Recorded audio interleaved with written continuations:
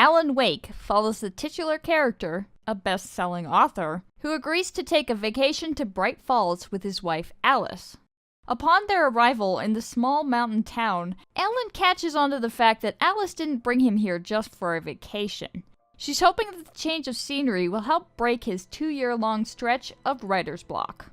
Angered by this deceit, he storms outside of the cabin they are staying at, but it's not gone long before he hears his wife screaming. Running back inside, he witnesses his wife being dragged into the surrounding lake by some unseen, malevolent force. He immediately jumps into the water to try to save her, but promptly passes out. Upon waking up, he finds himself in a scene not unlike the first Silent Hill. He's sitting at the side of the road in his car, completely unable to remember how he got there. Once he gets out of the car and tries to return to the cabin, he is assaulted by ghost-like figures that seem to evaporate when exposed to light. Not only that, he begins discovering pages of a manuscript that are describing all of the events happening around him in exacting detail as it happens. Weirdest of all, his name is on all of the pages despite the fact he cannot remember writing them whatsoever. If the story synopsis sounds a lot like an episode of The Twilight Zone crossed with Stephen King, you probably wouldn't be too far off. It's pretty clear that the developers were heavily inspired when creating Alan Wake, even going so far as to have parody episodes, called Night Springs in-universe, play on televisions you find throughout the game.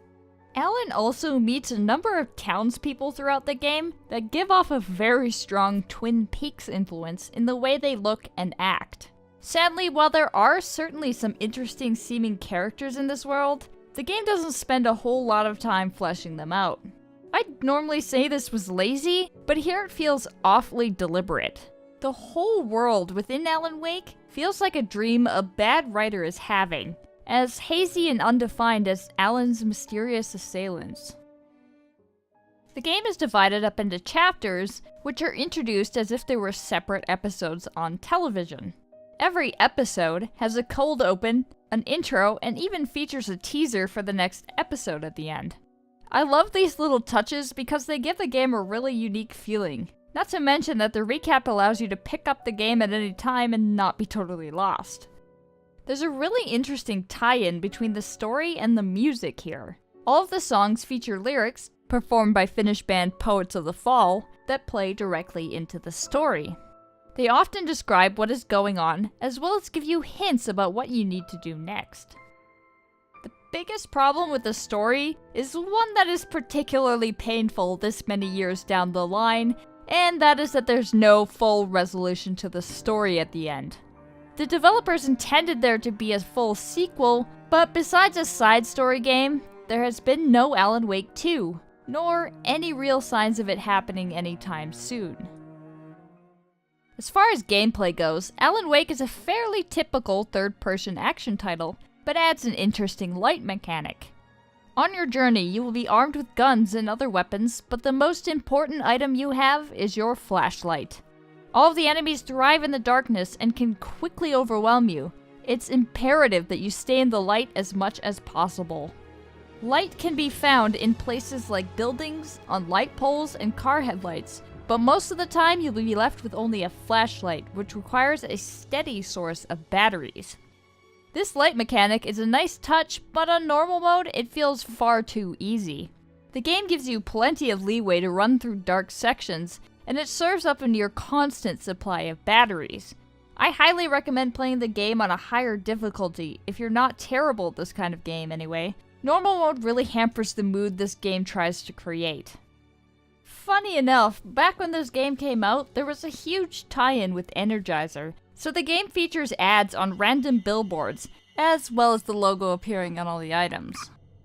A pretty weird tie-in to be sure, but it does fit the theme.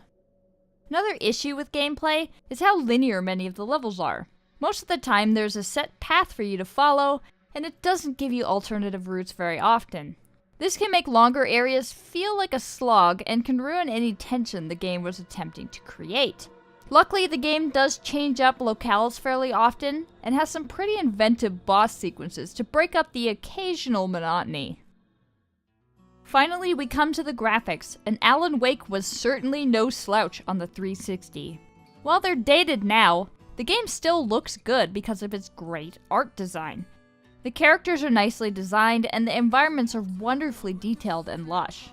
Light being such a thematic element to the game, it's great to see the care and attention that went into the lighting effects as well. The misty darkness that is so prevalent in the game feels appropriately ominous and makes finding sources of light really feel like a lifesaver. The amount of atmosphere created by the lighting alone is impressive, even despite its age. While I did find the game a bit slow to start, once I really got into it, I absolutely loved it. It's fun to play, the soundtrack is amazing, and the story really drew me in. I absolutely recommend the game to everyone, and will welcome you into the "I'm still sore, there's no goddamn sequel yet" club with open arms. A quick addendum to this review, and kind of a bummer, is that all digital copies of this game were recently removed from stores. Unfortunately, Remedy, the creators of Alan Wake, just recently lost the license to the music in the game, which means they can't sell new copies anymore. So if you want to play Alan Wake, you're going to have to dig up a used copy somewhere. Hey, thanks so much for watching. Have you played Alan Wake? Let me know what you think of it in the comments below. Don't forget to like, share, and subscribe, and check me out on Patreon to help keep this show going.